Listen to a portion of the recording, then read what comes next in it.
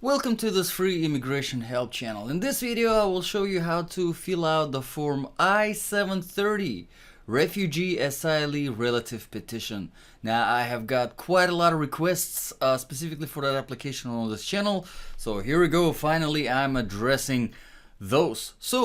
Before we begin, I'm going to mention that I am not an immigration attorney. This is not a legal advice or legal counseling, so keep that in mind.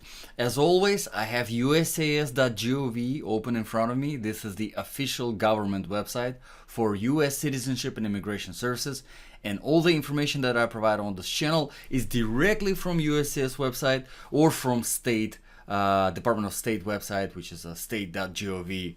Sometimes in depending on which stage of the immigration process that you are in.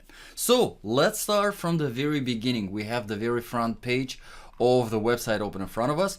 I am going to show you how to find that form, and we're going to navigate. As you can see, this top navigation menu, we're going to click on forms, and then we're going to click on all forms.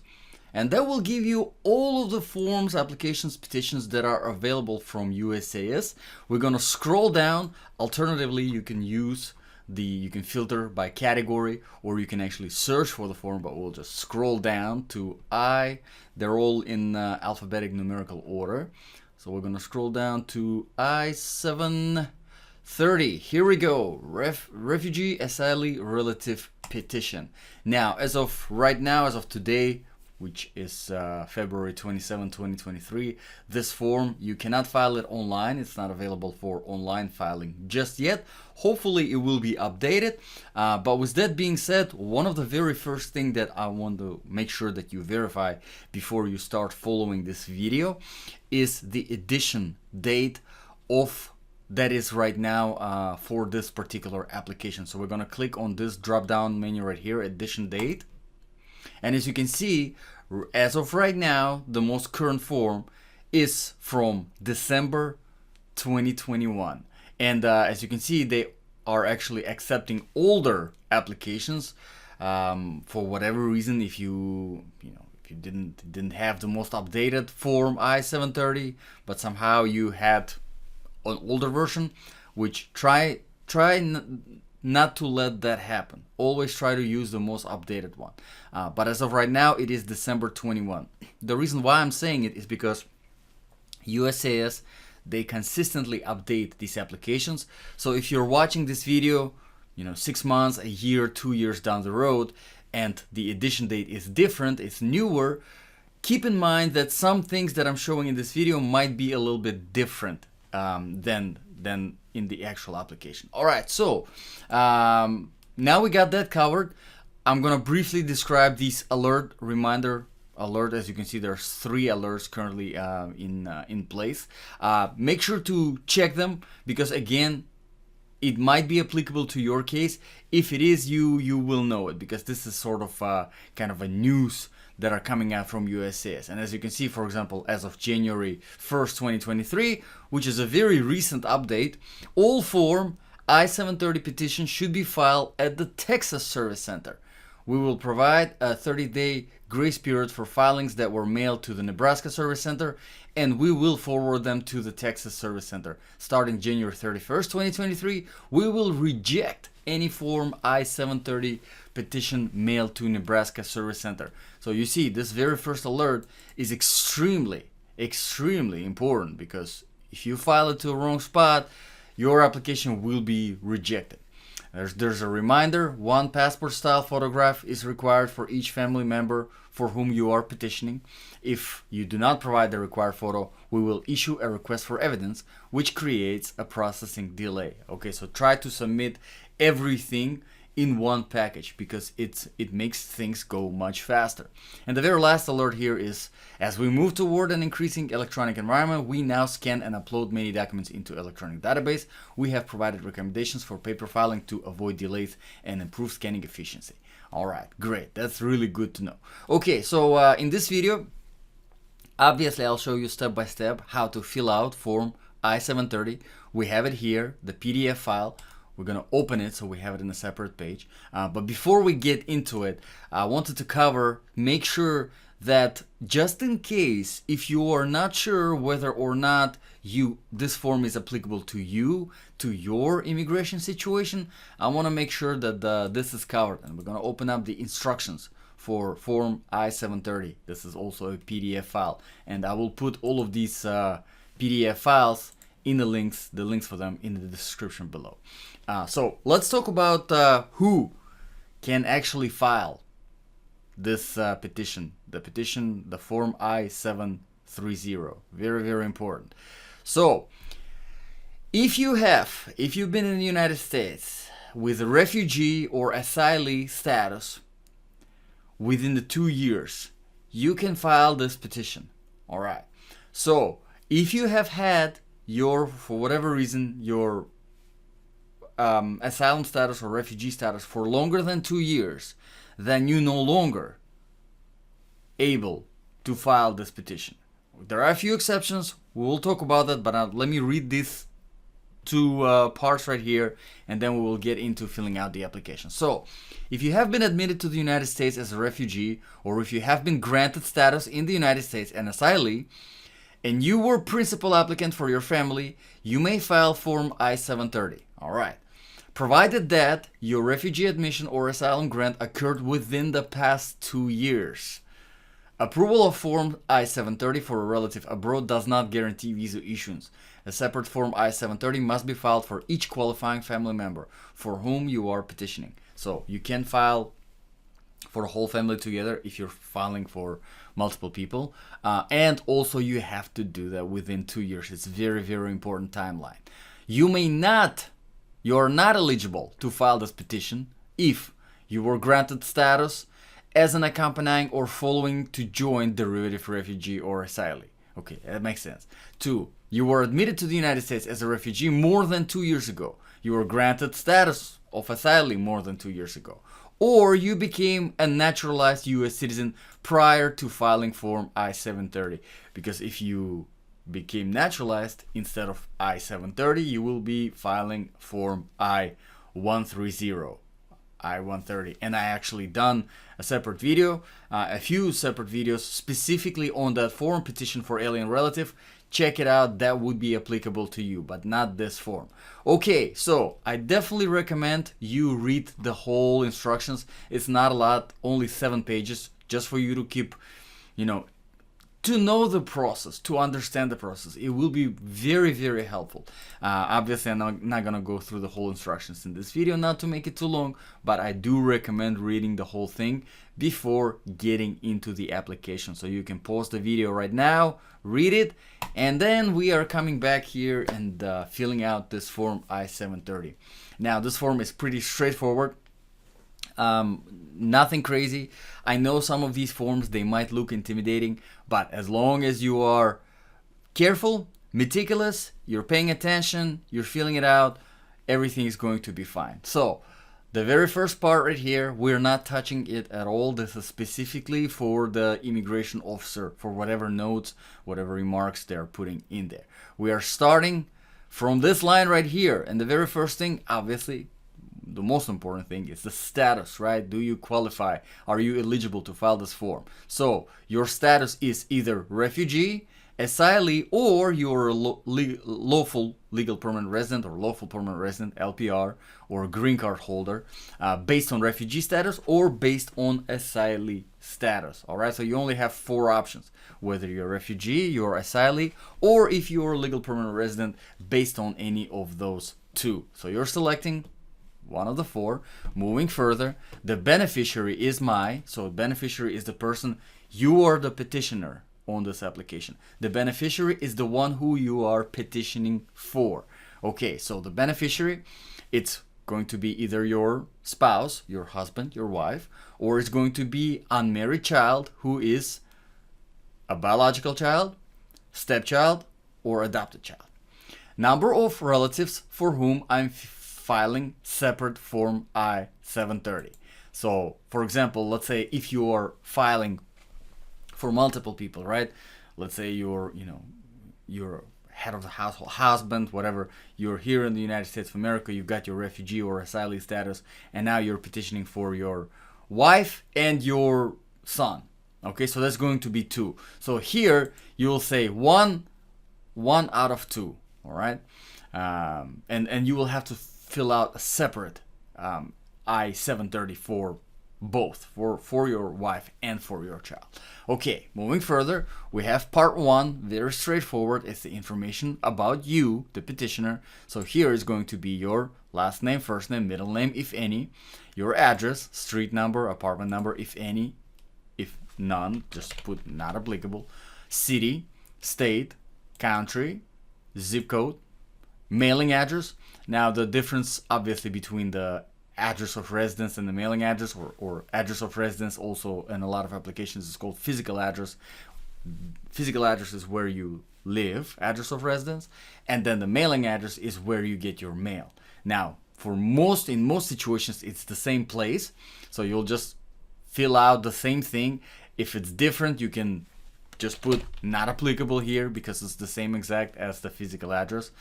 Don't leave any blank spaces though. You don't want to leave any blank spaces in this application. If it's blank, if it doesn't apply to you, just put not applicable. All right, so the same thing. Then moving further to the telephone number. All right, your email address if available. If you don't have email address, I definitely highly recommend getting yourself an email address and putting it here, just so that you can get that correspondence electronically as well from USCIS. It's very, very helpful. Adds extra layer of kind of security that you know you got the correspondence. Gender, obviously male, female. Date of birth, country of citizenship, US alien registration number, and US social security number if you already got the social security number. All this information, this very first part right here, is all about you, the petitioner who is filling out this application.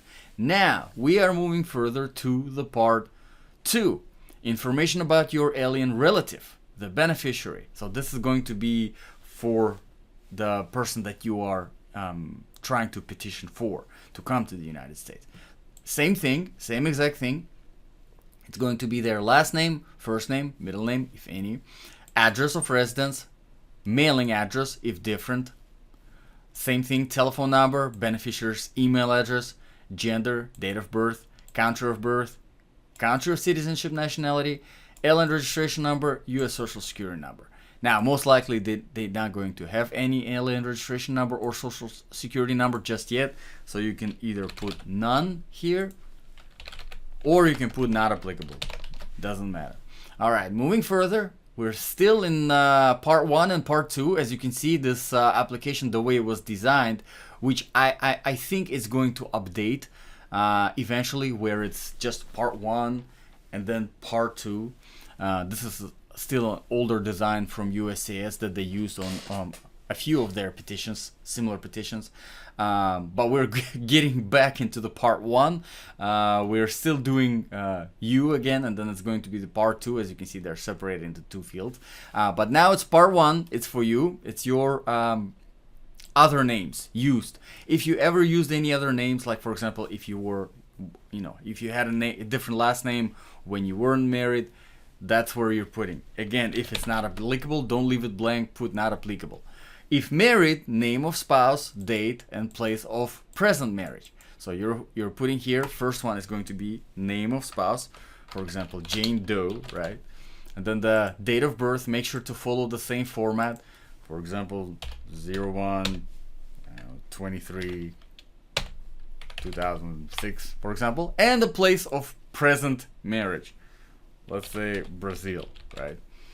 If previously married, names of prior spouses. All right, so if you had any previous, you will have to put their names here as well. If not applicable, just put not applicable. Dates, make sure to follow the same format. And places previous marriages ended. Please provide documentation indicating how marriages ended. For example, death certificate or divorce certificate, etc. So in most of the cases, it's just going to be divorce certificate, right? If the marriage ended. Again, same thing. You're putting a date right here. So let's say, well, in our case, it's not applicable, but if it is applicable, you're putting the date and you're putting the place where the previous marriage ended. The country is enough. Date and place, asylee status was granted in the United States. Now we're getting to really important stuff right here. Basically the date that you got that stamp. whether it is from the immigration court or if it is directly from the asylum office. That's where you're putting that information. Or alternatively, in case if it's a refugee status and not asylee status, date and place you received your approval for refugee status while living abroad. If you were approved for refugee status, date and place admitted to the United States as refugee. Okay, so again, if this is applicable, you're filling this out, and then all of this is going to be not applicable, not applicable, not applicable, not applicable. If this is applicable, you're filling this out and then putting not applicable here. Makes sense. Okay, so we're getting back into the part 2. And sorry for kind of back and forth. That's just the way the application is designed at the moment. So now we are in the part 2, again, back to your beneficiary. Again, other names, if they ever used any other names. If not, don't leave it blank. Don't leave nothing blank. Put not applicable. If married, obviously name of spouse and place of present marriage. In this case, in our example, since we are filing our John Doe, let's say I am John Doe and I'm filing for my wife Jane Doe, right? And she's still in Brazil and I am from Brazil, for example. This is all example. This is going to be now my information here. So now I'm going to be John Doe here because I am the husband, and then the date when we got married, again same date, 0/23/2006, and then the place, Brazil. All right. Or you can put the city and the country. So for example, Rio de Janeiro, Brazil. All right, if you want to be a little bit more detailed. Again, if previously married, if it's applicable, you put it. If not, not applicable. Dates and places previous marriages ended, same thing. Now I have a couple of different things here, right? A little bit of a change of pace. Beneficiary is currently in the United States. Beneficiary is outside the United States and will apply for travel authorization at USCIS office or US embassy. Speaks for itself. Just two options.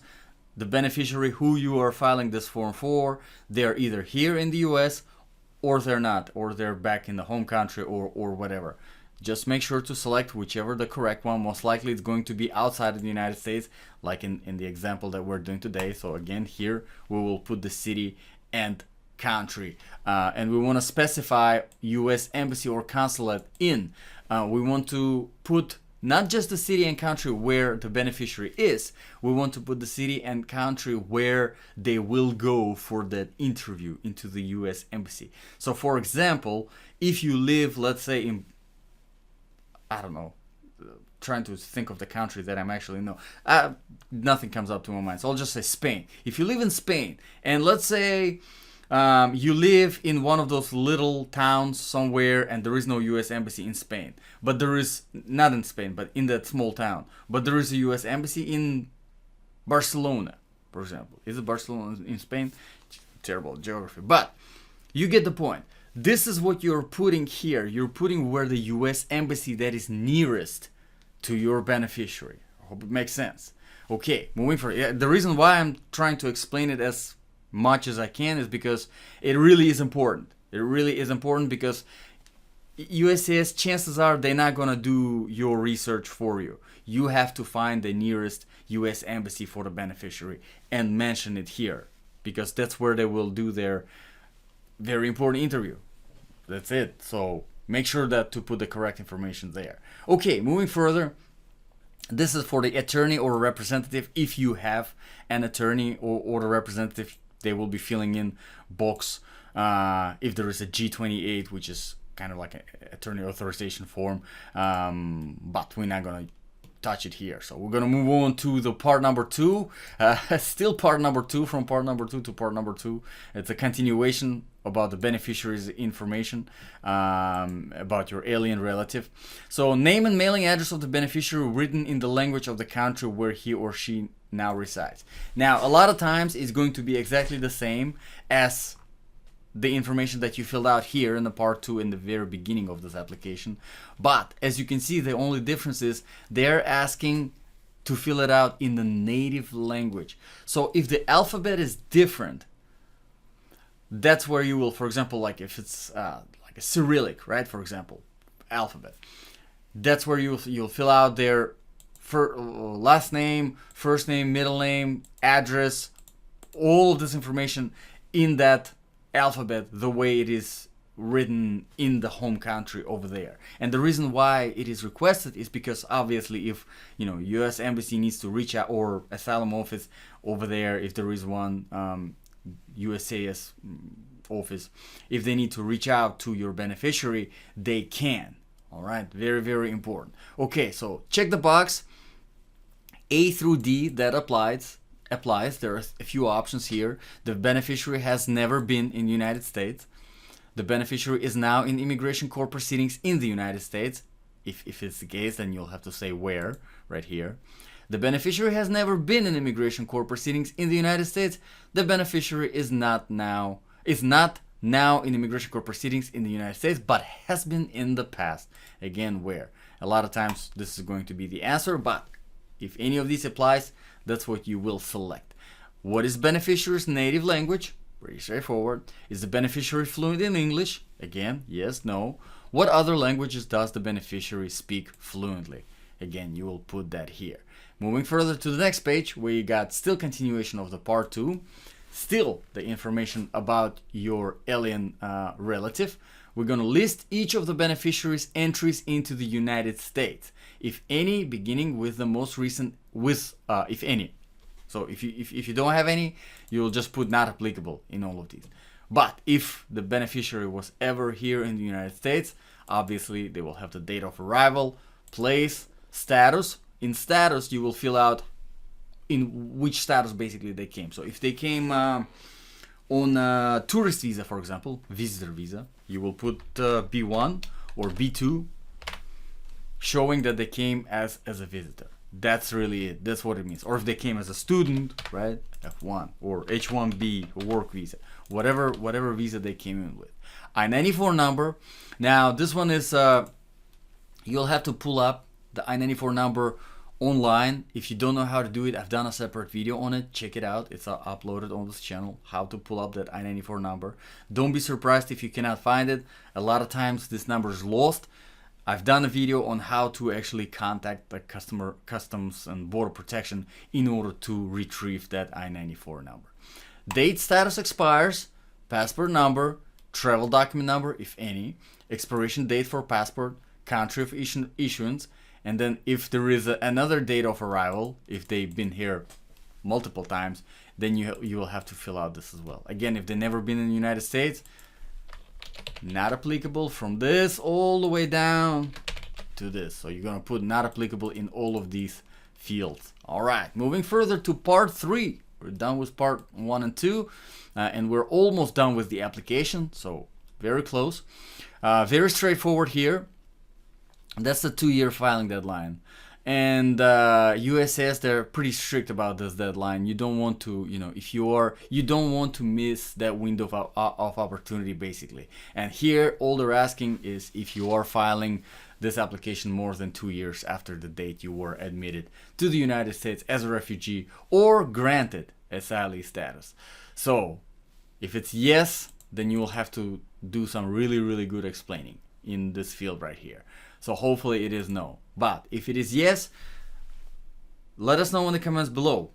You can post your question in the comments below, and every week, every other day, I try to go through all of the questions in the comments. I get a lot, but I try to address all of them in videos called Answering Your Immigration Questions, and they go by volume. Currently there are 20 volumes that are uploaded in this podcast on this channel. So you can ask your question and I will get to it. Okay, moving further, part 4 is just a warning, basically saying that the information that is used in this form I-730 basically can be used against you in case if you are here illegally or a beneficiary is here illegally and there is an deportation proceedings that have been started. The information that was provided in this application, it can be used against you. Don't let it really scare you. I know some of this language, it might appear a little bit intimidating, but again, at the end of the day, you are following the procedure, you're doing everything right. So as long as you're on time, as long as you're filing all the applications, as long as you don't miss biometrics appointments or any kind of notices, you will be fine. All right. Moving further to the part 5, this is the very last, finishing up this application. Just a few more minutes of this and we will be done. We got the petitioner statement, contact information, declaration, certification, and signature. This basically is saying that, hey, I can read English. This is the first one. I can read and understand English. I completely did it all myself. I'm the petitioner. Petitioner's phone number. There's 2 different fields for the phone number. If you have 2 different numbers, you can put them here or put one here, put here not applicable. Email address, again, I recommend you adding that. Petitioner's declaration, certification, again, your signature. Basically saying that the information that you provide in this petition is accurate and you didn't make anything up, you're not lying, stuff like this. This one, obviously, you won't be able to sign. On the computer, you will have to actually print out this form, go through the whole thing, make sure it's all filled out. Once you verified everything's filled out, you sign it by hand, black ink, and then you can put the date right now on the computer. So again, just make sure to follow this format right here. Now there are a few other things in this application. In part 6, as you can see, this is beneficiaries statement now. This is the person who you're filing for. Keep in mind, if the beneficiary is not in the United States, or if they're under 14 years of age, leave this blank. This is the only thing that you can leave blank in this application. I wouldn't recommend leaving anything else blank, but here USCIS, they specifically tell us that you need to leave it blank in case if your beneficiary is not in the United States or if they are under 14 years old. Basically, it's the same exact thing, saying that, oh yeah, I can understand English, I didn't make anything up, and then the signature. The rest of the stuff is interpreters. If you had an interpreter, if you had a preparer.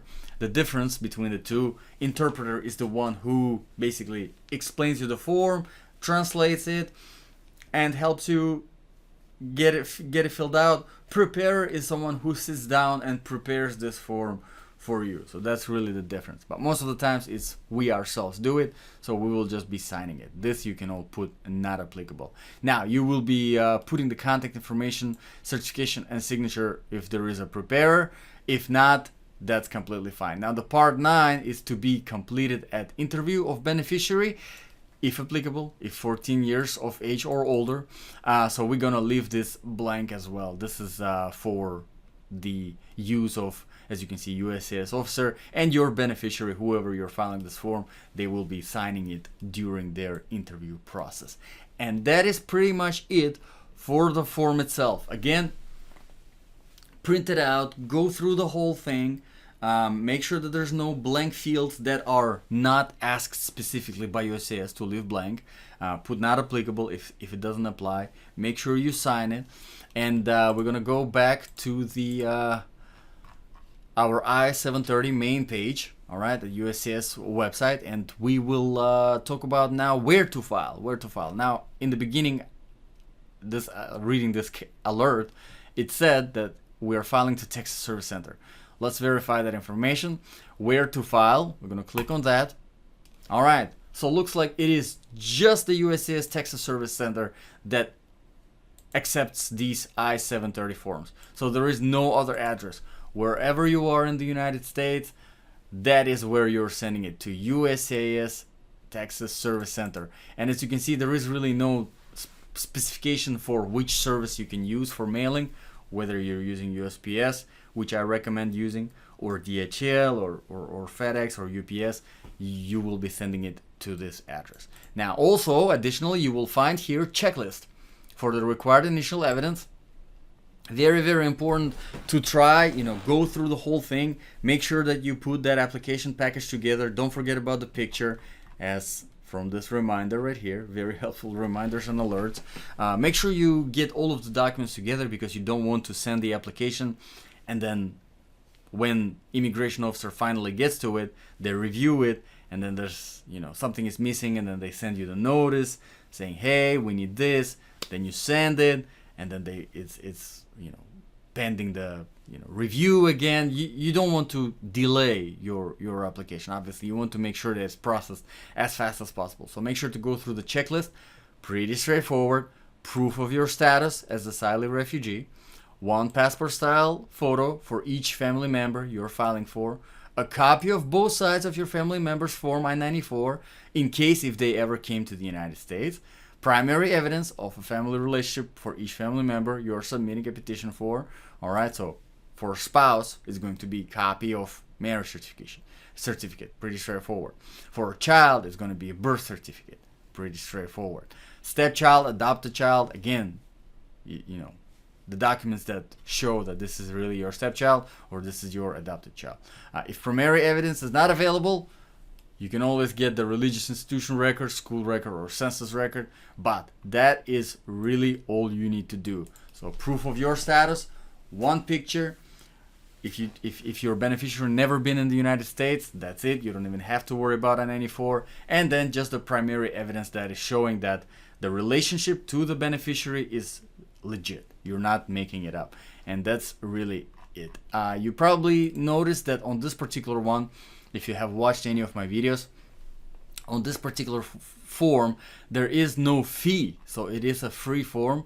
There is no fee that is required for you to pay for this form. Again, as of right now, as of February 2023, things like this, they do change. So hopefully, if it does change, I will be able to come back to this video and make a new one, an updated one. So hopefully this was helpful. Let me know in the comments below if you have any questions, and I will be happy to address them. As always, God bless, and I'll see you in the next video.